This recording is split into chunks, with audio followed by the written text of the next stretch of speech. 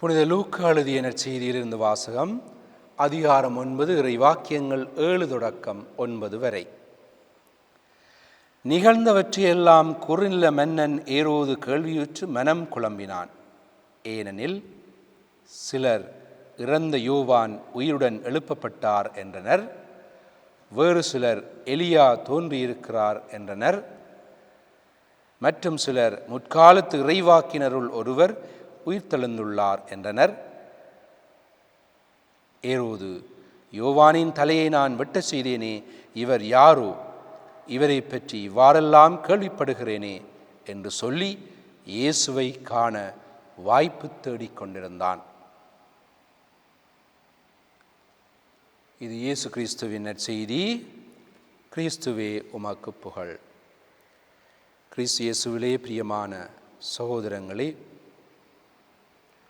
இயேசுவை பற்றிய கேள்விகள், இடறல்கள் இயேசு வாழ்ந்த காலத்திலே பரிசேயர்களுக்கு, சதுசேயர்களுக்கு, தலைமைச் சங்கத்தினருக்கு, ஏரோதுவுக்கு மாத்திரமல்ல, மக்களுக்கும் அந்த குழப்பம் ஏற்பட்டது. ஆனால் ஏரோதுவுக்கு ஏற்பட்ட குழப்பம் மிகவும் சங்கடமான ஒரு குழப்பம். ஏனென்று சொன்னால், இறந்தவர்கள் உயிர் பெற்றெழுகிறார்கள் என்ற ஒரு நம்பிக்கை அந்த காலத்திலே நிலவியது, அந்த காலத்திலிருந்து நிலவியது. ஆகவே தான் கொலை செய்த ஏரோது மீண்டும் உயிர்த்தெழுந்து விட்டானோ என்கிற ஒரு குழப்பமும் அச்சத்தோடு கூடிய குழப்பமும் இருந்தது. குழப்பமும் அச்சமும், அச்சத்தோடு கூடிய குழப்பமும் இருந்தது என்று சொல்லலாம்.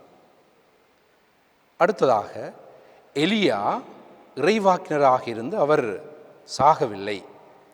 அவர் ஒரு எரிகின்ற சுவாலையுள்ள குதிரை வண்டியிலே விண்ணகத்துக்கு எடுத்துக்கொள்ளப்பட்டார் என்று சொல்லி நாங்கள் விவிலியத்திலே பார்க்கிறோம்.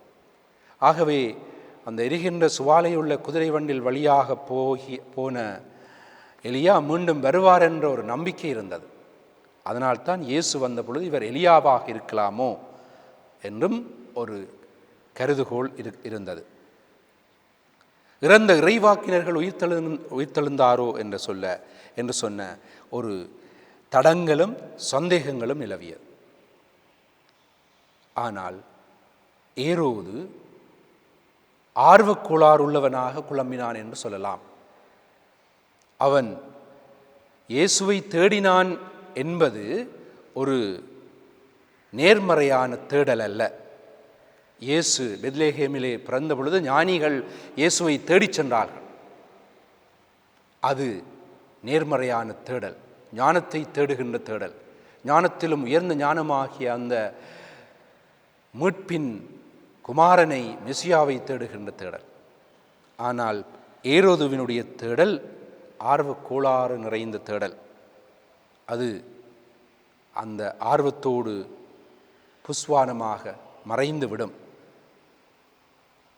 ஆகவே ஒரு கவிஞர் சொல்வது போல, தேடல் உள்ள உயிர்களுக்கு தினமும் பசி இருக்கும், தேடல் என்பது உள்ளவரை வாழ்வில் ருசி இருக்கும். எங்கள் மத்தியிலே இயேசுவுக்கான தேடல் இருக்க வேண்டும். அது ஆர்வக்கோளாறாக அல்ல. சில கிறிஸ்தவர்கள் இருக்கிறார்கள், இயேசுவை பற்றி அறிய வேண்டும் என்பதற்காக விவிலியத்தை பக்கம் பக்கமாக வாசிப்பார்கள். அங்கே இருக்கிற நுணுக்கங்களை திரட்டி திரட்டி கேள்வி எழுப்புவார்கள். ஆனால் ஞானத்தை வளர்த்து கொள்ள மாட்டார்கள்.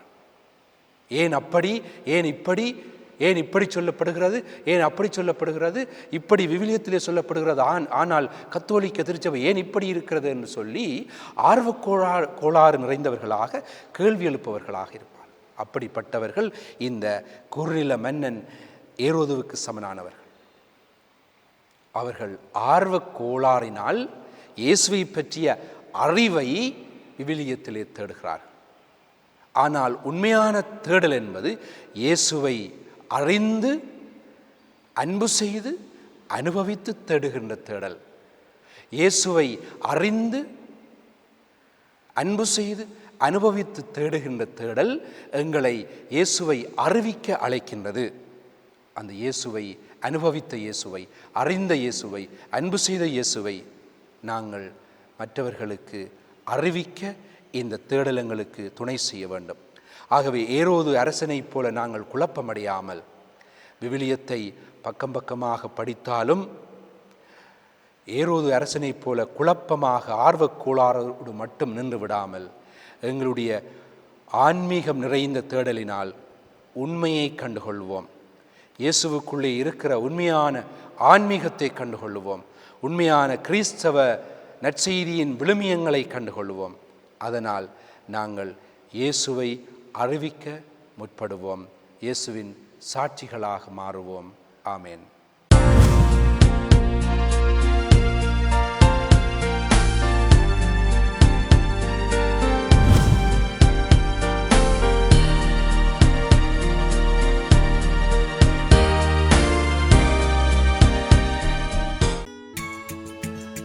ஹோலி மேடையில் புத்தம்புது நிகழ்ச்சிகளை உடனுக்குடன் பார்த்து மகிழ எமது ஃபேஸ்புக் மற்றும் யூடியூப் பக்கத்தை லைக் செய்யுங்கள்.